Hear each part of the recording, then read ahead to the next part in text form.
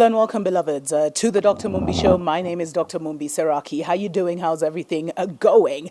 I'm reporting live and direct from a cold Nairobi, just sending you, my best wishes for abundance, for growth, for revelation, because we are in such such a special season. So many souls from the universe wanted to be here at such a time as this to witness the great transformation and the great awakening, the great shifting of ages, but we are the ones who get to be here. And there's a very interesting email that was shared with me by a priest. I think he's a priest, or anyway, a brother from Ethiopia, where he was talking about the power of mirroring and how the Muzungu mirrored us, and in a way, through mirroring, usually basically usurped our power and took it as their own. The reason I talk about this is because a lot of you have shared this story with me, and I rarely like to talk about celebrities, because every celebrity you see is a manufactured pawn that is going to be activated and used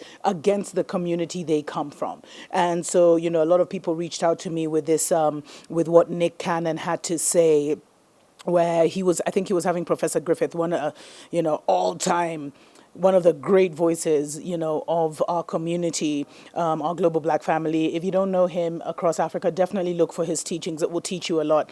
And so he was hosting him on something called, Professor Griffith, on something called the Canon class.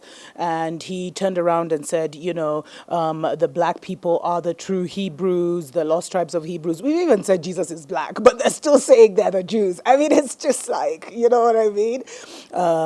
And he went on to say that, they were the black people are the true Hebrews, and included allegedly anti-Semitic conspiracy theories. Now, he basically said, how can I be anti-Semitic when we are the real Jews?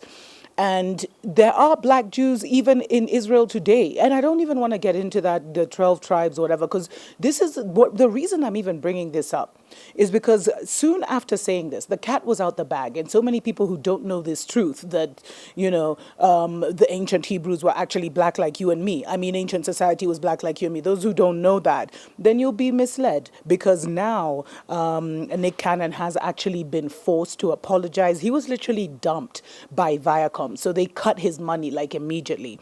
And if you look, there's a lot of channels on YouTube that you should watch if you're into this celebrity culture, just to open up your eyes. Stranger Than Fiction is a really good one. There's several out there that really reveal the truth about these, with the Will Smiths and the Kanye Wests and all these people of this world. All of them have sold their souls to the devil. And people just need to be aware of that. Stop looking for these heroes who, just because you see them in a movie, just because you see them, with their money, with their flashy lifestyle, you all of a sudden give them God or goddess status, which is what they've tried to do. They've tried to create these idols in our community through these actors, through these musicians, when they actually don't really have any power. So Nick Cannon, not only was he forced, and someone said it might not even be him, because, he was even pictured with Louis Farrakhan the other day. I think before Louis Farrakhan made that famous July 4th speech, he was actually there. But it just shows you, some people were saying, well, he has to please his white masters. And there's a lot of hate. Some people were saying, Nick Cannon went from being one of the great voices in, the black nation to one of the most irrelevant within 24 hours. Because what has happened, it looks like a marketing department or something has taken over his Twitter feed. And, and they keep saying, they've now said that he deeply apologizes for his anti-Semitic comments. And he's basically erased all his Instagram except for 2 photos, so all the blank conscious stuff he had. And basically he's gotten that call. You don't know the deal these people have signed with the devil, literally. Some have even, some they can even come for your children. They can come for your family. So you have to just be so wise in how you walk down this slippery slope, and just stop worshiping these idols. Stop taking their words like they say something and it's amazing. I don't know why so many of us Africans are waiting for some leader or someone to say something. Know the truth for yourself. Stop giving your power away. Stand in your own power and make your moves. Because this is not it's not a collective thing. You have to liberate yourself, make your moves yourself. Don't wait for someone to validate what you know is the truth. Know the truth for yourself. And this thing of even Kanye West is now running for president. I mean, he's an MK Ultra slave, guys. He would just be like another Obama, literally. Not there for the black people at all. So the only reason I'm even sharing this story, I know there were several of you who wanted me to do so, is to just tell you, please, this is really not the time to, to listen to any idols, from the Beyoncés to the Jay-Z's. This is not the time to listen to any of them. All of them are slaves. All of them are controlled. All of them are puppets. And that noose is being tightened around their necks right now, because there is a narrative war, and I've been talking about this narrative war for so long. That narrative war is raging. And I'd love to see what you have to say in the comments. Until next time, tuko pamoja.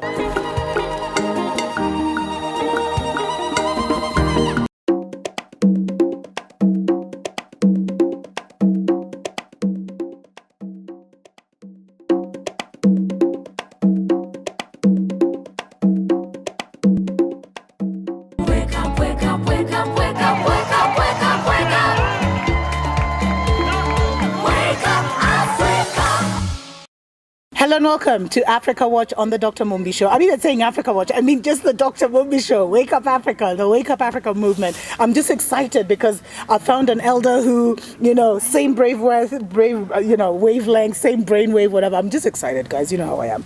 So now I'm talking about Maponga Joshua. You guys saw the little clip I'd put about Ubuntu, and a lot of you are asking, what is Ubuntu? Can we find out more? Who exactly is he? And so you can find all all his information in the description below. And he's written a really good book, Going Places in the Spirit, which really looks at what a lot of you have been talking to me about. How do we balance this white God with the God of our ancestors, knowing that we are the mothers and fathers on this planet? But you know what? I've been talking about revival, and I really want to ask him, is this revival real? Welcome to the show. Thank you. Thank you so much. And thank you so welcome for much. having me on your show. Yes, thank you. Maybe I heard you mention the Ubuntu concept. Yes. I want to start encouraging every African person. We have an organization now, Ubuntu Nation. Yes. That consolidates all the black people around the face of the earth. Wow. We've broken up Africa into kingdoms, from the crocodile kingdom, the rhinoceros, the elephant, the eagles, and etc. Yes. And our officers from the Uganda side, Nelubale, Sasongo, Jaja himself is heading the organization. I will give you the information. Amazing. Then each African country, we are put into regions. Yeah. We can all begin to come up together. Yeah. $1 per day with all of us, 1.2 billion. Whoa. We can buy the colonizer out of our system. So we are at an advanced stage to put that system together. And I'm glad to announce I'm a president of the Crocodile Nation, and will be more than willing to consolidate the southern part, the central part. So you are actually within the catchment area, and I'll link you up with the necessary bodies. That's amazing. I didn't even know that was going on. I'm sure people... It's almost 15 years. It's been happening for 15 years underground. Yeah. But as of last year, we've put together a package now. There's a conference coming up in September, actually, yes, in Uganda, in the Sese Islands, where all the elders... I must come. All the elders around the world, black from Europe, Aborigines, America, Africa, were coming in for a ceremony at Nelubale to start up the concept of reviving and regrowing, rewriting, redefining, including the bringing of the diaspora back to Africa. The African wants to come back, the Afro-American wants to come back, issues of marrying locally, tracing their own roots. We can help them to trace their own roots and their own totems and rename them and give them land also. I'm in shock. Like, yes, this is a dream. Like, this is what a lot of people have been... You want me to pinch you? What? No, because so many people, doing my show daily, people keep asking where are the solutions, because we know our problems. Yeah. I think we've over-discussed our problems, and this is absolutely amazing. So is there a revival happening in Africa? The revival is real.